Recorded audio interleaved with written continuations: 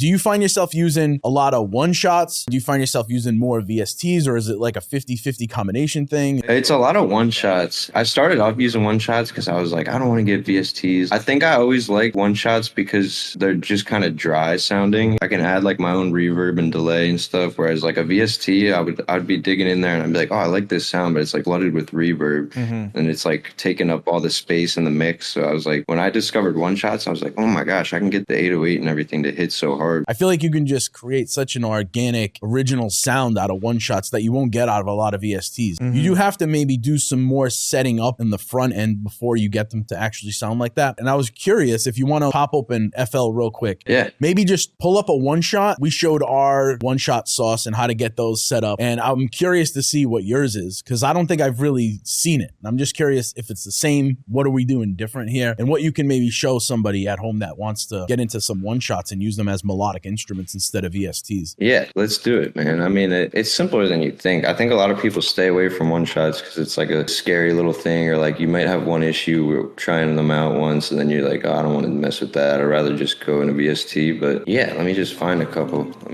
Yeah. So like say I take this and this one shot's kind of see how it's like kind of long, like it just plays out like that. You can mess around with like the decay and stuff. And like the first thing I do is go in here and usually just make it a box. So it'll like, so you always go to the box. You always go to the box right away. I go to the box right away. Yeah. The little tedious things, like I'm still waiting for that FL update where they just I feel like we need like a hotkey or something that instantly does that. You can mess around with that. You can mess around with the attack too. You can kind of do that like manually in here with the in and out knobs. And it depends like how long the original one shot is in the whatever you call this, the browser. But you can mess around with the attack in here. Like I said, normally I just keep it a box, and if anything, I'll mess around with the release. But like I kind of like having the control over where the note ends. Like so if I make like a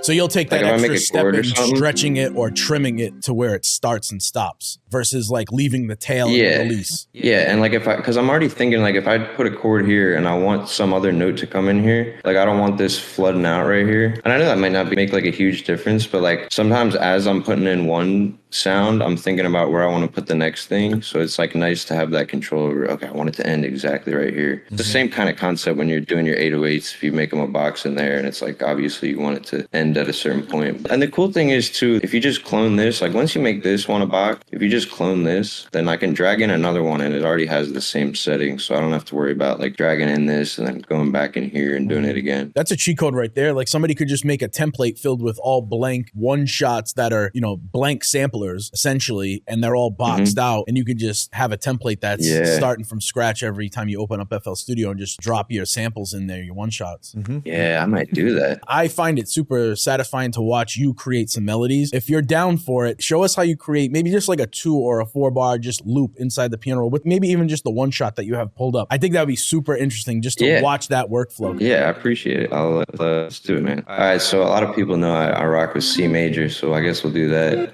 which is just all the white keys. I think that's why I started using it.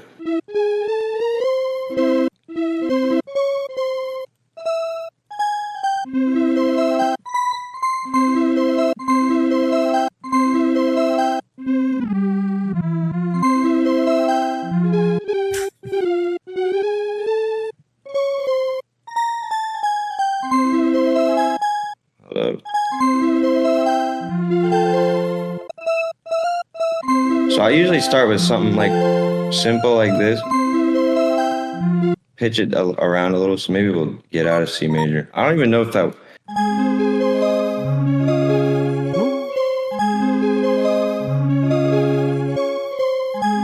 And so like, then I'll just go in and start throwing down leads like right away as I hear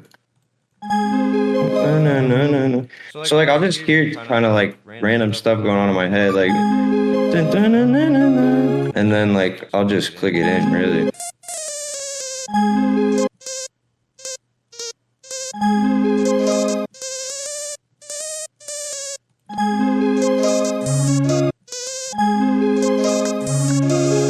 This man is a genius.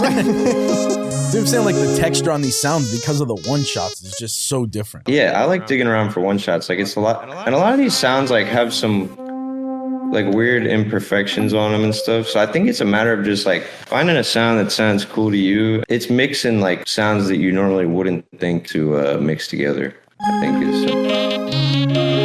And it's a lot of repetitive stuff really too. And then at the end, I'll go back and like dial it down, but like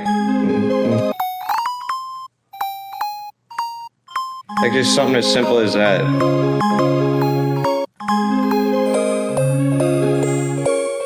And then maybe I'll add like a little variation, like.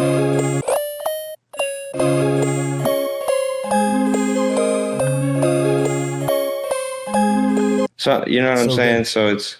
Hell yeah. I could go deep into this, but I don't know. I mean, you go ahead. You just made that in about 35 seconds. So, I mean, you can go for another 35 seconds.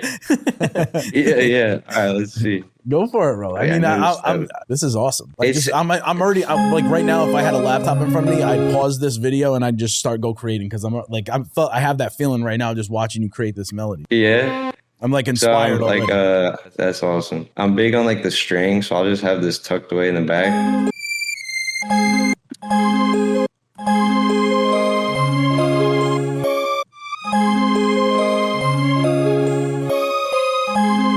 What was that shortcut for the people watching and listening? There was a shortcut that you just did. This one, because the notes were short there, and then you instantly extended them to fill all the space. Command L. Command L. It's legato. Yeah. Legato. Command. Yeah. So if it's looking like that, Command A to select everything, and then Command L. Mm-hmm. Awesome. That's key. Yeah. And then so brass is a big thing. Let me find like a. You're big on brass, and I am too. I'm a sucker for brass and horns. I love it. I like the orchestral and like it's like make it like a little symphony going on. You know what I mean? Just some. And so I usually add these little like stabs with a brass or a string, and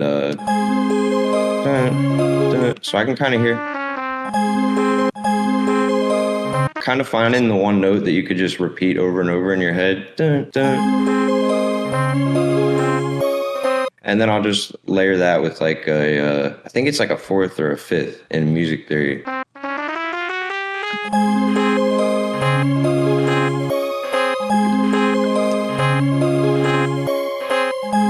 It's like already something you can kind of bob your head. You just did What it's a very common one. See, was it this? Your workflow is just so quick. Yeah, so you highlighted that section and then Command B. Command B to copy and paste that over. Oh, I'm seeing you. But yep, because you have to. My dog. But you have to highlight it. Keys, you have to highlight that section up there, or else it'll come in off grid. It'll come in like that. So if I just do Command B like that, and it'll come in off grid. And so I see some people do that, and then you can like shift an arrow key over to where you want it to be. But I find it faster to just a little highlighting. And I wonder if there's a shortcut where you could just highlight the section and then Command B, like boom, boom, Command B or Control B. You know what I'm saying? Like it would highlight just a certain amount of bars or steps or measures. Yeah. I wish there was something for that. I don't think there is though. I see these like little gems and I know people are going to be in the comments. Those are like things that I kind of overlook, but those are actually key to know. I usually keep my melodies pretty simple. I try out a lot of different ideas before I get to the drums so that I just have a lot of stuff to work with. Because then I'd rather do that than be like, okay, let me do the drums. Then I'm like, the melody doesn't feel like it's there. So I try to just get a lot of stuff out first. And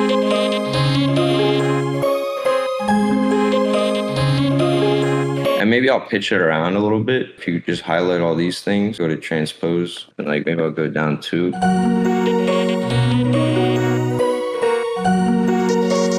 fire. And then to go up an octave too, it's Command up and down.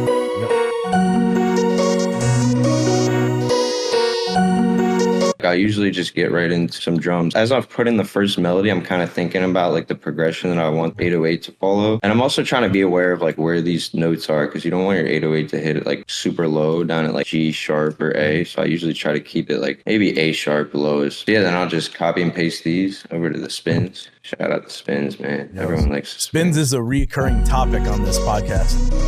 It's just 808 that just cuts through every mix. It's a fixture. That's what I'm saying. It's like... So then I'll just do like a simple pattern maybe.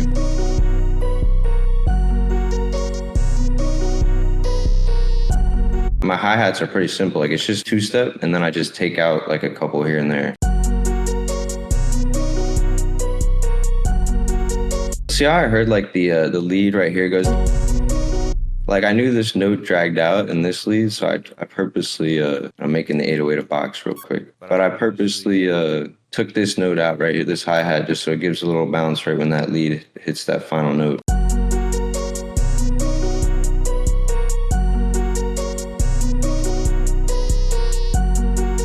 So yeah, I usually do some pretty simple hi-hats, kind of inspired by Pierre Bourne.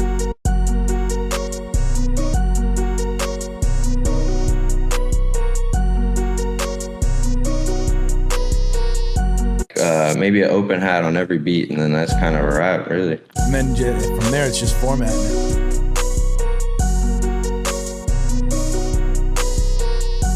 You do a lot of slides with your melodies to create that pitch bend and that almost like that aspect of like a guitarist if they were like kind of to slide up the fretboard. Mm-hmm. I guess give a little bit of insight to that. That's another big reason I didn't even mention, but I like using one shots. You're able to do that the slide thing. So like if I take this, I'm gonna use this for an example because I don't know if I use the slide in here, but so say I take this.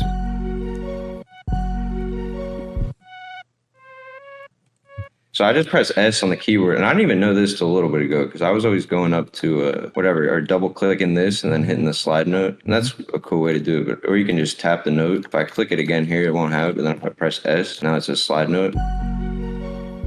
Oh, okay. But you have to have type to keyboard off, right?